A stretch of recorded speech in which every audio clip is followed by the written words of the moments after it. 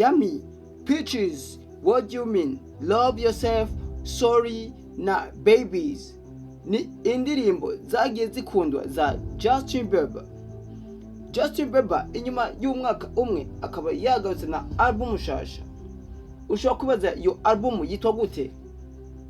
Iyo album igizwe n'indirimbo zingahe? N'aya mateka ikirandika mu kiringo cy'umunsi umwe. Bana natwe mukatuge kumarana. Uramenya amateka ya Justin Bieber yatanguye ryari? Yavukiye hehe? Arimba mu mudiho uwahe? Bana natwe niba uri mushasha kuri Icyitegererezo Media, ntiwibage kugira subscribe, commentaire na like, utugira na share, hama ubane natwe. Kaze. Ubwo mena mbere, Justin Bieber ni umuririmbyi yitwa ku mazina yiwe yose ni Justin Drew Bieber.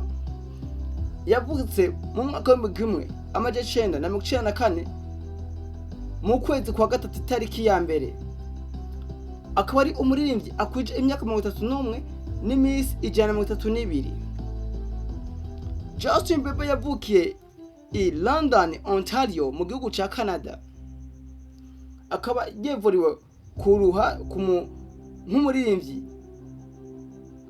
akongera kandika indirimbo, akongera agakina amareresi. Akaba aririmba mu mudiho wa pop, R&B hamwe na dance pop. Yatanguye umuziki we mu 2008. Yatangwa aboneka mu mwaka wa 2007 kuri YouTube biciye kumuyobora ku kintu cy'impano ziwe ariyo bitwa Scooter Brown. Inyuma yo kumupostinga ariko araririmba, inyuma yo kubona iyo video yaciye agirirwa amahirwe aca sinyishwa amasezerano na Island Records mu mwaka wa 2009. Aca ashira ku mugaragaro EP yiwe ya mbere yise My World. Akaba ari EP yakwiye isi yose, aho havumwe n'indirimbo yakunze cyane yise Baby. Akaba ari indirimbo yatumye Justin Drew Bieber aba international superstar ku myaka 16. Justin Drew Bieber akaba yara afise album zitandatu, aho album ya mbere yayisohoye mu mwaka w'2010 ikaba yabaye version ya kabiri, aho version ya mbere yari EP yasohoye muri 2009 yise My World. Version ya kabiri aca yisohora muri 2010 yayise My World.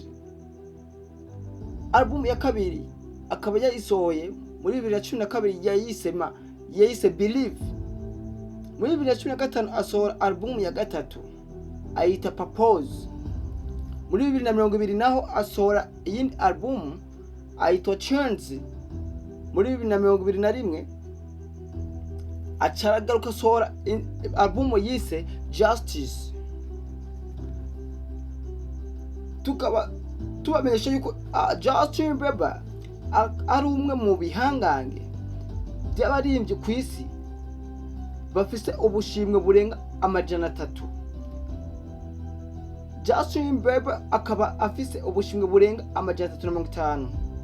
Hakaba ubuzwi cyane gose ni ubu bukurikira: hari agashimwe yaronse kitwa Grammy Awards, nako yahawe kitwa Billboard Music Award, hamwe na MTV VMAs, hamwe na kitwa American Music Award.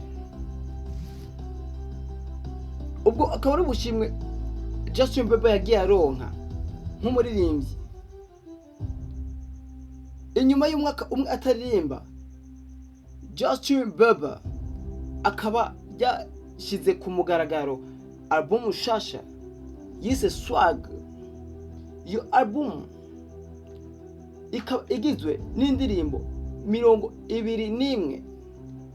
Akaba ari album mu munsi umwe yakurikiwe n'imiliyoni 1996 kuri Spotify, akaba ari yo album iriko irazunguruka imaze kurabwa n'imiliyoni nyinshi cyane, aho ku zindi mbuga zigiye zitandukanye ni album imaze kurabwa n'imiliyoni hagati ya 75 na 76. Muri iyo album indirimbo zirimwo ni 21 nkuko twababwiye, akaba nazo ari izi zikurikira. Hari iyo yise 405, iyindi ayitwa Swag ari nayo titre ya album. Iyindi ndirimbo iri muri urwo rukurikirane rwa yise Swag ni Things You Do. Iyindi ndirimbo ni Yukon, iyindi ni Waities hamwe na First Place, Soulful, Glory Voice Memo, Standing on Business, Zuma House, Too Long, Forgiveness, Daisies, All I Can Take, Go Baby, Butterflies, Walking Away, Devotion, That's Love, Therapy Session na Sweet Spot. Izo akaba ari indirimbo 21 Justin Bieber yashize mu rukurikirane rwiwe ahejeje gushira ku mugaragaro kuri uyu munsi igenekezo rya 11 mu kakaro 2025. Akaba ari album ikira trendinga cyane, ariko tuyibutsa album zitanu zimaze gukurikiranwa ku isi atayindi roko irazikuraho. Ni album z'abantu babiri, harimo album zitatu za Taylor Swift hamwe na album zibiri za Drake. Album ya mbere yakurikiranwe ku isi cyane n'ubu atayira urayikuriyeho agahigo ni album yashizwe ku mugaragaro igerekezo ya 19 ukwezi kwa 4 2024. Ni album yiswe The Tortured Poets Department ya Taylor Swift. Ni album yarabwe n'imiliyoni 313 n'ibikindwi mu munsi umwe, aho yakwije biliyari imwe mu minsi 5. Album ya kabiri yabaye album yiswe Midnight ya Taylor Swift nyene.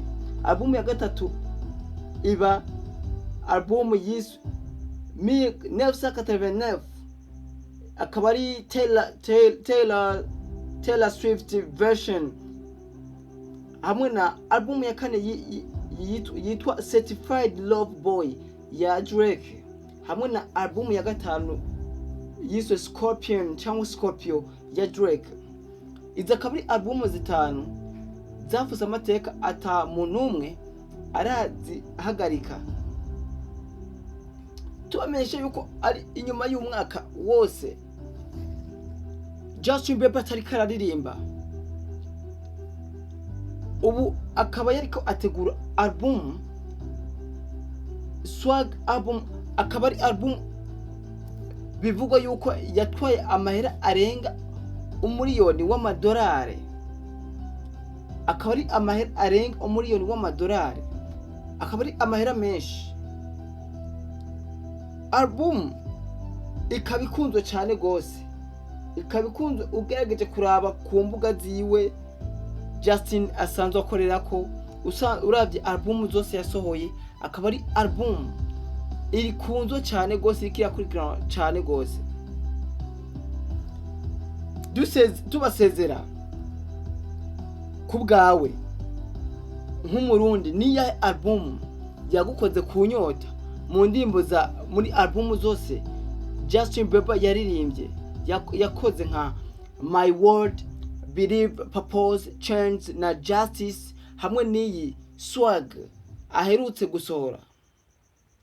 Ku bwawe izo album zose ni yahe album yagushitse kunyota? Twese reka duhuriye muri commentaire mutubwire album yabakoze kunyota n'indirimbo wakunze ya Justin Bieber, aho muri izi zagiye zikundwa cyane Sorry, Baby, Love Yourself, What Do You Mean, Pictures na Yummy. tubashimire mwari kumwe na Gabici Gabriel. Mugire ibihe byiza, ntiwibagiye kugira subscribe, kugira commentaire na share ku nshuti n'abagenzi, kugira muzobandaye mubana natwe mu biganiro tuzobashikiriza, mube abambere mu bironkako. Mugire ibihe byiza, naho gutaha. Ciao ciao.